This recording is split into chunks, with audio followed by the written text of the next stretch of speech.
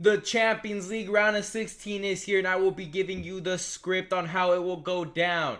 First of all, Arsenal versus PSV. Now, Arsenal have been very, very poor, but this PSV team, I believe, is the second worst team in the Champions League, even though Arsenal has basically their starting front three injured, plus Gabriel Jesus as well, injured, basically everybody, and they have to settle to Sterling, 17-year-old, Marino, and Trossard, who have all been poor this season, but defensively and in the midfield, this team, is way better than PSV. And I believe defensively, Arsenal will not concede more than one goal, and all they have to do is score 2 goals in these 2 legs, and they'll end up getting through. So I've got Arsenal getting through PSV. Now, Atletico versus Real Madrid. I really love this Atletico team. I feel like if they could play a 5-4-1 like they've done before, and with 3 center backs, just play defensive, hold on, this Cholo Simeone style, terrorist football, we could see Atletico Madrid get through Real Madrid. I know you might be hating right now, but the thing about Atletico is right now, I feel like Cholo Simeone has the squad he wants. He has a bunch of depth. He has all the players he'd want. He has the formula. I haven't seen this Atletico team be so good since they made the Champions League final the first time, and then Sergio Ramos in the 93rd minute ended up happening. But Real Madrid, yeah, they look like they figured it out a little bit more, but the last 3 games they've played this season, they've lost 1 and tied 2 to Atletico. So at the moment, Atletico have their number. And I feel like right now, Cholo Simeone will get it done and finally get past Real Madrid in the Champions League, making them face Arsenal in the quarterfinals. Now, we've got Liverpool. We've got Aston Villa getting through. Now, PSG, I understand they've looked a lot sharper than they did at the beginning of the Champions League. But the thing is, Liverpool is literally literally taking over the Premier League at the moment. They are literally the best team in the world at the moment. They just, they just beat convincingly Man City. They've gotten through everyone. Yes, they struggled a little bit, Aston Villa, but they didn't end up losing that match. And they very well could have won that game if it wasn't for Darwin Nunez skyrocketing a sweat. But Liverpool will get through. PSG still need that, number 9, that clinical finisher that Gonzalo Ramos failed to be for them. And Colomani, obviously,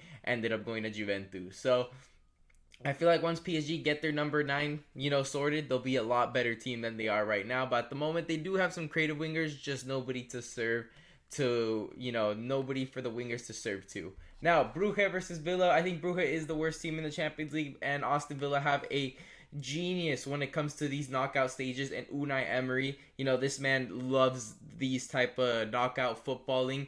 We've seen him go to the semifinal with Villarreal, eliminate Bayern Munich with Villarreal. We've seen him, get far with Villarreal countless amount of times. And, the thing is, Villarreal didn't really have that much talent. It was led by Dan Juma. Where's Dan Juma now, Girona? And where's Girona now? They, once he got there, the club has kind of been falling down. So that just shows he can work with what he's got. And at the moment, he has Asensio and Marcus Rashford playing at, their prime type levels. These 2 guys were rejects prior. Asensio couldn't get into the team for PSG. Rashford was, casted out. They both go to Villa, and now they're taking over the Premier League at the moment. They've been absolutely on fire. They've been lights out, something that Arsenal fumbled to get because these 2 guys are on loan.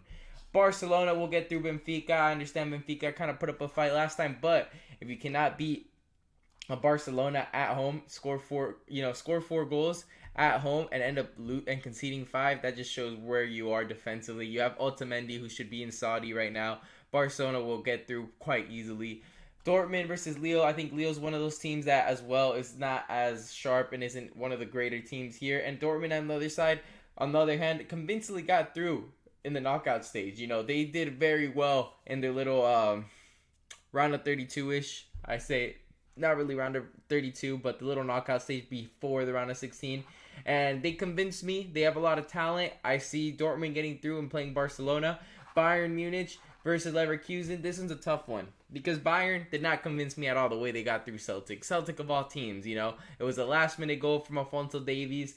Leverkusen, on the other hand, they've been doing well. They tied 0-0. Bayern and Leverkusen, this one can go either way. I think Vincent Kompany has done an underwhelming job. Yes, you're first place in the league, but the thing is, you have the most talent, you have the highest wages. You have no excuse to not be first place, and to almost get knocked out by Celtic shows where you're at with the club. And I just feel like there's a lot of players that should be moved on from Bayern Munich that are getting up there in age. Thomas Muller, football's left them. Manuel Neuer, you could be saying, when is his time at the club running out? You got guys running out of contract like Kimmich and Leroy Sané. I feel like Bayern at the moment, they did do a good job locking down Musiala, because obviously Man City was, barging on the door for him. But this Bayern Munich team, I feel like they're a year or two away, and a proper manager, because I'm not convinced by Vincent Kompany from them actually being competitive for the Champions League. But Bayern get through against Leverkusen. I think Leverkusen taking a step back considering all the transfers they've had last season. Feyenoord, Inter. Feyenoord is a tough game. I'm not going to lie. I think this one's tough.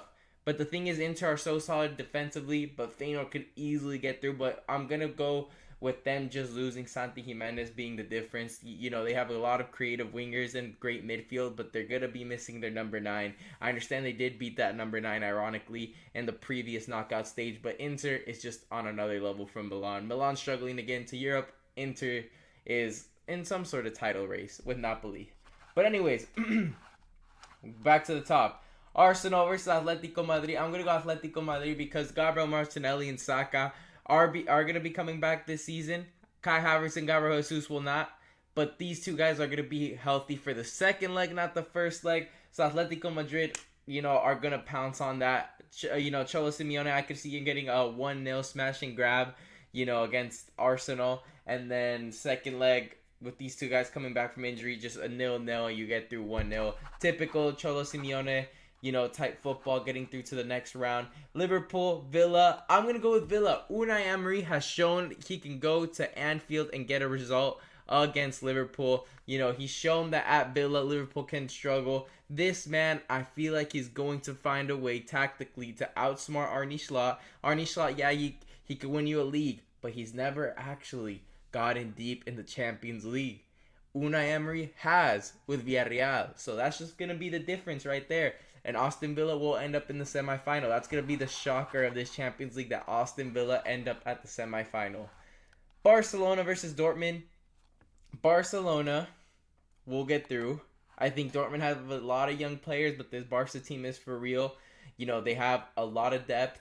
At the moment, they're going toe-to-toe with Real Madrid and Atletico for the league. It's a three-headed race, unlike how Chelsea were claiming in the Premier League, saying that they're in the race with Arsenal and Liverpool.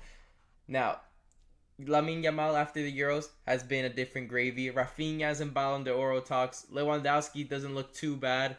The midfield's great. The defense has figured it out without Ronald Koeman. Barcelona's looking kind of foolish right now for rejecting that huge bid Bayern had did previously, and now they'll be lucky to even get half of that.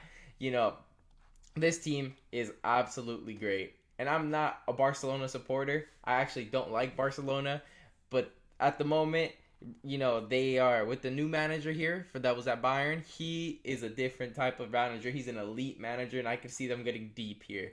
And they do have a very favorable draw, not gonna lie. Benfica, Dortmund, Lille, come on, couldn't they give this to Arsenal? Bayern Munich, Inter. I'm gonna go Inter.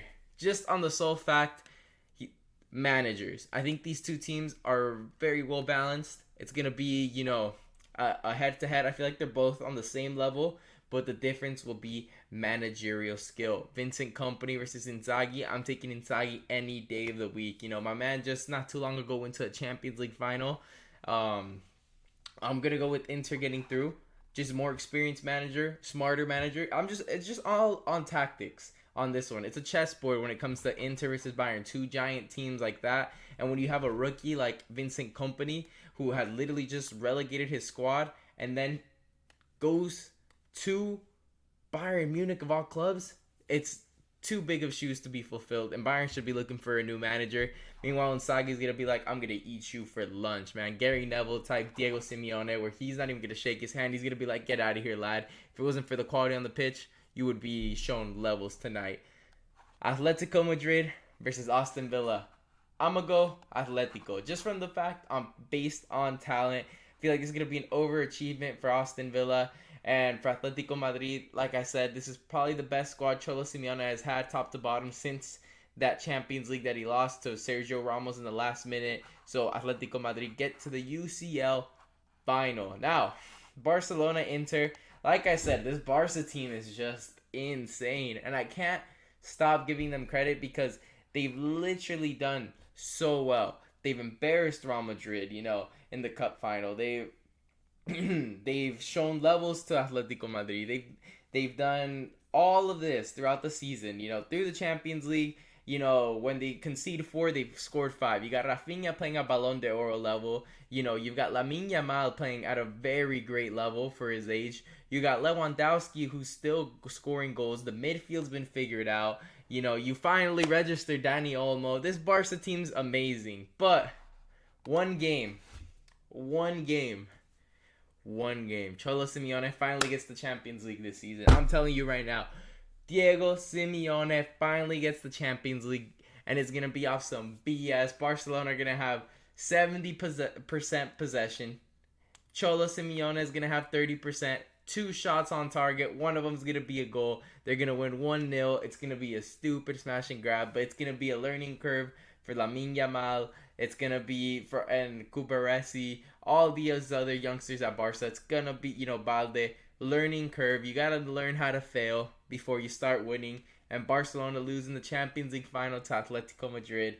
And Julian Alvarez ends up having all this praise, being one of the biggest serial winners ever in, recent history, because he'd win the treble with City, he'd win the World Cup, he'd win Copa Americas, and then he'd go to Atletico Madrid year 1 and possibly win the league. I think Real Madrid will probably win the league, considering that they get eliminated round of 16 and they get to just play the league. Sole focus would be the league, and these two guys would go deep into the Champions League. So more games for them, more points would drop, and I feel like Madrid would end up winning that league. So he would end up winning Champions League with Atletico, first time in their history. So Julian Alvarez would be in some deep conversations, especially if he was the one to score that goal. There would be a lot of conversation around him, but I just think Barcelona will get deep. They're very lucky the draw they get, but they are a quality squad. That's why I have them over Inter here, or else we're going to have one of the most offensive finals ever. We had Inter getting through instead of Barca. But I feel like we're going to have an all-Spanish final one way or another. Real Madrid or Atletico. I just think if you had to rank out of this side of the draw here, I would say Real Madrid and Atletico are 1 and 2, and then probably Liverpool, and then Villa, then Arsenal, considering all the injuries, and then PSG, because Arsenal and PSG did play, and Arsenal kind of dominated that match, even though PSG did go out there and get Kavicha. But yeah, that's what I'm gonna go with. That's my prediction of the Champions League. Make sure to leave a like and subscribe. Leave a comment down below. What do you think about my prediction? And tell me where I went wrong. And let me know who you think will win it and who do you think will get to the final. But anyways, thank you guys for watching.